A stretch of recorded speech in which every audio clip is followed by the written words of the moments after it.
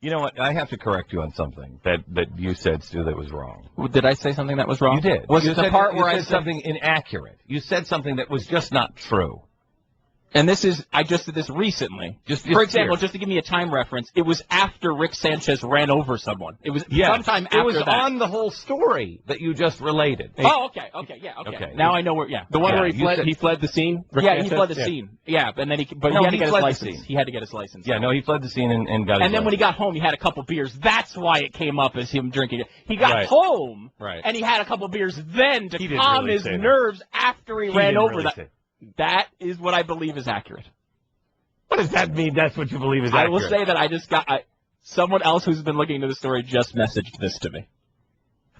Someone that I would trust. He had a couple of beers to calm his nerves, and then he came back drunk back to the scene. But he's weird. I don't know. He drove drunk back to the scene. I don't know per se. If maybe a doctor can tell. Can the guy who got hit? How are his nerves at that moment? Are they calm? Probably a little jangled. Okay, I just want to make sure. Okay. What did I say that was inaccurate? You said that this is important. He is the best one to to speak out and to be able to identify people who are responsible for other people's deaths, because he was responsible for someone's death. Right. Yeah. That's inaccurate.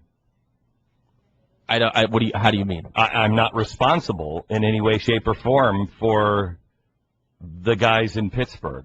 Oh, I know that. That's definitely true. Yeah. But I'm just saying that maybe we don't have the perspective being non-killers. No, what I'm saying is he doesn't have any good perspective. He ran a guy down in the street because he was drunk. Well, and that person died. Yep. And then he went home to calm his nerves, have a couple of beers, get his license, and then come back and say, this could destroy my career. Which it did. He's on CNN now. National news. Yeah. So he doesn't have any perspective. I don't know. Maybe there was a hole in that theory.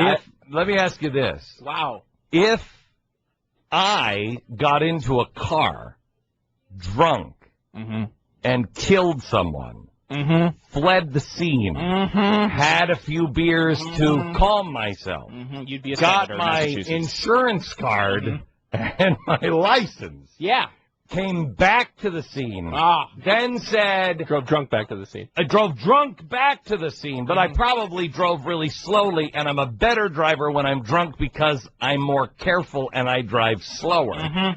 Then I would say this could destroy my career. Then he would be the guy that would have the perspective. Because he's lived through that same exact scenario. He would be able to say, I know, I've been there. Yeah. I've walked a mile or driven 5 in those shoes.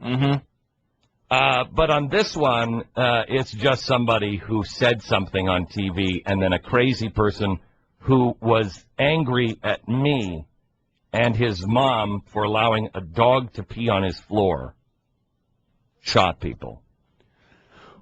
Gee, Dan, is there any spin you're hearing? Because I'm hearing a lot of spin there. Hang on just a second. Let me go to Jeff in Harrisburg. Hello, Jeff. Hi, Glenn. Hi, how are you?